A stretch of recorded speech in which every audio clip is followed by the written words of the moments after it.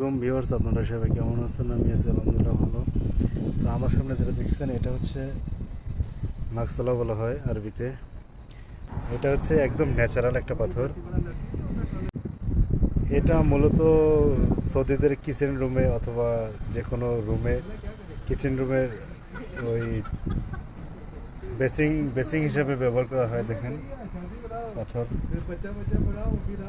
তো এগুলো সব পুরোটাই পাথর কেটে কেটে এগুলো বানানো হয়েছে। দেখেন, তারপরে এটা দেখেন কত সুন্দর সুন্দর, দেখছেন? পুরো পাথর কেটে কেটে আস্ত পাথর কেটে কেটে বানানো।